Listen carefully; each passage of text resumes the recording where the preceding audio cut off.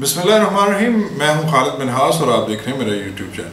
हम गुज़श्ता 2-3 वीडियोस में एक ही बात कर रहे हैं और वो ये बात है कि अमेरिका ने जो बंकर बस्टर मिसाइल दागे हैं ईरान पे, उससे ईरान के एटमी प्रोग्राम को इतना नुकसान नहीं पहुंचा कि ये प्रोग्राम हमेशा हमेशा के लिए लपेट दिया जाए।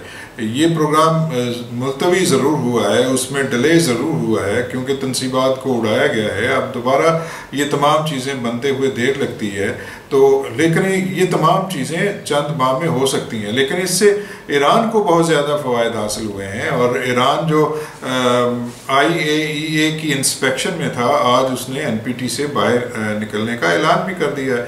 तो अब जो है वो कोई वॉच डॉग उस पर मौजूद नहीं है। अब ईरान अपनी मर्ज़ी से और अपनी रफ्तार के साथ जो 60% यूरेनियम अफसूदा है उसको मज़ीद अफसूदा कर सकता है। और इस पे आज CNN ने एक रिपोर्ट शाया की है और ये रिपोर्ट है कि जो अमेरिका ने बंकर बस्टर और मिसाइल हमला किया है उससे कोई ज़्यादा नुकसान नहीं हुआ न्यूक्लियर जो तनसीबात हैं। और इस पर डोनाल्ड ट्रंप ने इसे फेक न्यूज़ चैनल करार दिया है CNN को कि ये इस तरह की रिपोर्ट्स देते रहते हैं। उन्होंने कहा कि जी, उन्होंने एक और इंटरव्यू में कहा कि जी जो ईरान की एटमी तनसीबात हैं वो मुकम्मल तौर पे तबाह हो चुकी हैं। तो अगर ये ऐसा नहीं है, वो तबाह नहीं हुई, तो ये एक बहुत बड़ा धचका है अमेरिका को भी और इसराइल को भी। अब ये जो जंग 12 रोज़ा जंग जो ख़त्म हुई है, सीज़ फायर हुआ है और जिसका क्रेडिट अब फिर दोबारा डोनाल्ड ट्रंप ले रहे हैं, उसके 2 अहदाफ थे।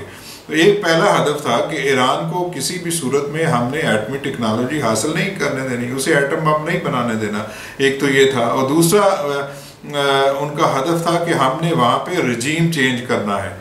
तो अब ये देखना है कि ये दोनों चीज़ें हुई हैं और उस इंटेलिजेंस रिपोर्ट का भी हम जायज़ा लेते हैं उसमें क्या बताया गया है, ताकि आपको डिटेल के साथ सारी सूरत हाल का समझ आए।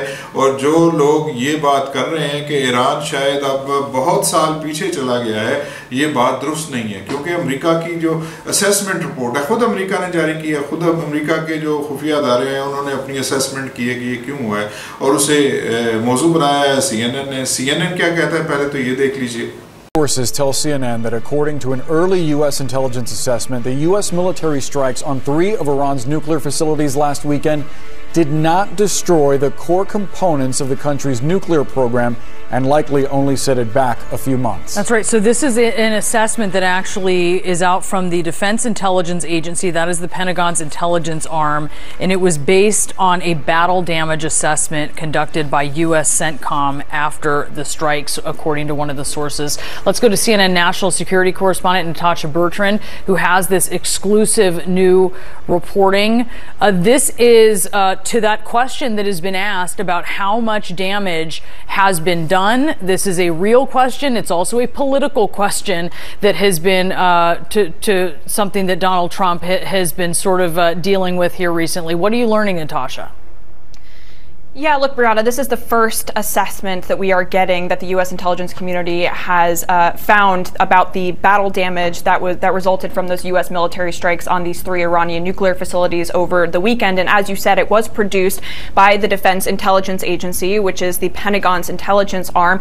And it is worth noting that it is a very early assessment. The strikes were only a matter of days ago, and the intelligence community is still gathering intelligence. They are still working to come up with a full, comprehensive picture of what exactly happened here. But based on a battle damage assessment that was carried out by U.S. Central Command, essentially looking at the images and looking at what was actually damaged, the Defense Intelligence Agency has assessed that the core components of Iran's nuclear program are largely intact, and that Iran's nuclear program has essentially only been set back by months. Now, we presented this information to the White House for comment, and White House Press Secretary Carolyn Leavitt, she did acknowledge the existence of this assessment, but she said in a statement that the administration disagrees with it. She said, quote, "This alleged assessment is flat out wrong and was classified as top secret, but was still leaked to CNN by an anonymous low-level loser in the intelligence community. The leaking of this alleged assessment is a clear attempt to demean President Trump and discredit the brave fight."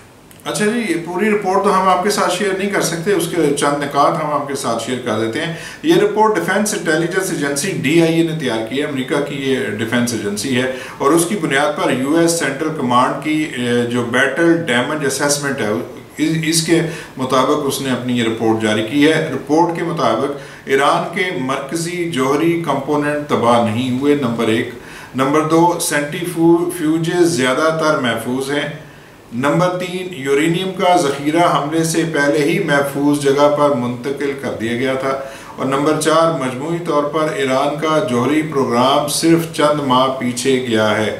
तो ये उसकी जो खद्दोखाल हैं, और उसमें ये भी कहा गया है कि जो फोर्दो के बारे में बंकर बस्टर जो मिज़ाइल वहाँ पे दागे गए हैं कि जी वहाँ पे वो बिल्कुल तबाह हो गया, तो ऐसा बिल्कुल नहीं है। उनकी जो एटमी तनसीबात हैं वो बहुत नीचे हैं, वहाँ तक कि ये बंकर बस्टर बम जो जिसे डबल टैपिंग कहा जा रहा है कि एक हमने बम बरसाया, उसने जाके जगह बनाई, फिर दूसरा बम भी उसी जगह पे बरसाया ताकि मज़ीद गहराई तक जा सके। तो ये तो 30 मीटर से ज़्यादा तो ये बम जा ही नहीं सकते। तो उनकी जो तनसीबात हैं बताया जा रहा है कि वो 90 मीटर तक हैं, वहाँ से जाके ये शुरू होती हैं। तो पहले ये कहा गया कि शायद उसका जो बैरूनी हिस्सा है उसको उसमें कोई तबाही हुई है, लेकिन अब जो अमरीकी रिपोर्ट खुद ये कह रही है कि उसका कोई नुकसान नहीं हुआ। दूसरा जो जहाँ पे टॉमहॉक्स मिसाइल दागे गए हैं वो इस्फहान है। इस्फहान में 2 चीज़ें हैं। एक चीज़ तो ये है कि जो ज़मीन के ऊपर जो उनके रिएक्टर हैं जहाँ पे यूरेनियम अफसुदा होता है या जहाँ पे ये तमाम चीज़ें होती हैं वो तो सारे का सारा तबाह हो गया, लेकिन उनकी जो असल चीज़ है वो फोर्दो से भी नीचे है। बताया जा रहा है कि उसकी गहराई फोर्दो से भी नीचे है, तो वहाँ तो बंकर बस्टर बम नहीं चलाए गए, तो वो चीज़ें भी अपनी जगह पे इंटैक्ट करती हैं। और तीसरी बात यह है कि एक और कहा गया कि जो फोर्दो का इलेक्ट्रिसिटी का निज़ाम है वो चूँकि अंदर ही है, तो इसलिए उनकी मशीनें ये कहा जा रहा है कि वो तो उसी तरह चल रही हैं या उसी तरह चल रही हैं, लेकिन इस्फहान का जो इलेक्ट्रिसिटी का निज़ाम ज़ेर ज़मीन है वो ऊपर से जा रहा है। तो वहाँ पर चूँकि ये तमाम चीज़ें ख़त्म हुई हैं तो ये खदशा ज़रूर ज़ाहिर किया जा रहा है कि ये मशीनें शायद बंद हो गई हों। तो ये चीज़ें अपनी जगह पे मौजूद हैं, लेकिन एक चीज़ तो तय होगी कि जो ईरान का एटमी प्रोग्राम है वो बिल्कुल लपेटा नहीं गया और ईरान किसी भी वक्त इस प्रोग्राम को दोबारा से शुरू कर सकता है। और जैसे मैंने पहले अर्ज़ की है कि IAEA उसके इंस्पेक्टर बहुत बेचैन हैं, वो कह रहे हैं कि जी हमें जल्द ईरान रवाना करें। असल में ये इंस्पेक्टर कम और जासूस ज़्यादा होते हैं, और वो ये जाके बताते हैं कि जी फ़लाँ मशीनरी कहाँ पर लगी हुई है, फ़लाँ चीज़ किस जगह पर है, कितनी गहराई में ये सारी चीज़ें हैं। तो ये तमाम चीज़ें वो रिपोर्ट ज़ाहिर है अक़वाम मुत्तहिदा को भी करते हैं, अपनी एजेंसी को भी करते हैं, लेकिन ज़ाहिर है कुछ दूसरी क़ुव्वतें भी हैं उनको भी जाके ये रिपोर्ट करते हैं, और ये उनका काम भी यही है कि ये चीज़ें वो जाके बताएं। तो वो इस कोशिश में है कि हमें वापस जल्द से जल्द अपने काम पे लगाया जाए, हम तो आगे पहुँचे, हम ये तो देखेंगे क्या हुआ, डैमेज कितना हुआ है, कैसे नहीं है, ताकि उनके दिल को कोई तसल्ली आए कि शायद ईरान नहीं हो सका। तो ईरान का एटमी प्रोग्राम महफूज है, पहले भी कहा, और ये चीज़ें भी सामने आ चुकी हैं कि अमेरिका ने भी ये हमला करने से पहले बता दिया था कि जी हम हमला करने वाले हैं, और ईरान ने इसी को मद्देनज़र रखते हुए तमाम चीज़ें पहले से ही महफूज कर ली थी, और ये ईरान की एक बहुत बड़ी कामयाबी है। इसराइल के वज़ीर आज़म कुछ भी कहें, उनके सदर अमेरिका के सदर कुछ भी कहें, लेकिन इंटेल जो उनकी आ रही है, इंटेलिजेंस एजेंसी की रिपोर्ट आ रही है, या तो वो गलत है उसको कहें। CNN ने इतनी बड़ी रिपोर्ट दी है, सिर्फ CNN नहीं दी, बहुत से दीगर जो चैनल्स हैं और दीगर मीडिया आउटलेट्स हैं उन्होंने भी इस खबर को अपना मौजू बनाया और ये बात वाज़ेह तौर पे कर दी है कि बिल्कुल उसको नुकसान नहीं पहुंचा। हाँ, चंद महीने वो डिले हो सकता है और बाद में ये जो है ईरान उसको बिल्कुल कर लेगा, तो ये चीज़ तो ख़त्म होगी। दूसरा उनका हदफ था रजीम चेंज के बारे में उनकी ख्याल ये था कि पहले उन्होंने इस पे काम किया, बहुत ज़्यादा काम किया है, और उन्होंने बाकायदा मुजाहरे करवाए थे। इस हमले से पहले की बात कर रहा हूँ, तो वहाँ पे डेमोक्रेसी के लिए मुजाहरे हुए, ख़वातीन के हकूक़ के लिए मुजाहरे हुए, और इस तरह दीगर मामला के लिए पैसा लगाया गया। ज़ाहिर बाहर से पैसा, ईरानी हुकूमत खुद कहती है कि वहाँ से बाहर से पैसा लगाया गया। अब ये ख्याल किया जा रहा था कि इन हमलों के बाद ईरान के अवाम उठ खड़े होंगे और वो इसराइल और अमेरिका को वेलकम करेंगे, और अंदर से जो है वो जब रेजिस्टेंस आएगी तो ये हुकूमत गैर मकबूल हो जाएगी, और वहाँ से फिर उन्हें अपना शहज़ादा रज़ा पहलवी उसे वापस लाने में बहुत हो जाएगी। मामलात उनके साथ तय पा गए थे और ख्याल ये किया जा रहा था कि उन्हें शायद वापस भेजा जाएगा, लेकिन ऐसा होता नहीं है। जहाँ पे रजीम चेंज होता है वहाँ सबसे पहली रिक्वायरमेंट यही है कि आपको ज़मीन पे उतरना है, और आपको आके लोगों के साथ मिल के दारुल हुकूमत पे कब्ज़ा करना है या इस तरह के इंस्टॉलेशंस पे कब्ज़ा करना है, तो वो तो सूरत हाल नज़र नहीं आई। वो तो जैसे ही हमला हुआ, इसराइल ने हमला हुआ, जिस चीज़ के जो खदशात थे उसने तो एक तरफ रखे, तमाम लोग जो हैं वो ईरानी हुकूमत के पीछे खड़े हो गए। और यही ईरानी हुकूमत की कामयाबी थी, और इसी के बलबूते पे ईरान की हुकूमत ने इसराइल पे ताबड़तोड़ हमले किए और इतना मारा है जितना कि मारा जा सकता था। और नेतन्याहू जो है वो बिल्कुल घुटने टेकने पे मजबूर हो गए, और उन्होंने अमेरिका से और अपने जो इत्तेहादी दोस्त हैं और जो मिडल ईस्ट के भी दोस्त हैं उनके साथ रिक्वेस्ट की कि खुदा के लिए हमें ईरान के जो मिसाइल हमले हैं इनसे बचाया जाए। ईरान का नुकसान हुआ है, ज़रूर बिल्कुल हुआ है। इतनी पाबंदियों के बावजूद आज ईरान जिस तरह फर्म खड़ा है और जिस तरह आंखों में आंखें डाल के उन्होंने इस अफरीयत का मुकाबला किया है, तो मेरा ख्याल है कि ईरान को शाबाश देनी चाहिए। सिर्फ हमें नहीं बल्कि खलीजी ममालिक को भी शाबाश देनी चाहिए कि कम अज़ कम जो है वो इसराइल के सामने खड़ा हुआ है। अगर आज ईरान ये गिर जाता, अगर तेहरान आज गिर जाता, फॉल ऑफ तेहरान हो जाता, तो फिर जो ग्रेटर इसराइल का नक्शा 2-3 साल पहले सामने आया था, उस नक्शे पर अमल दरामद करने में कोई रुकावट सामने ना होती।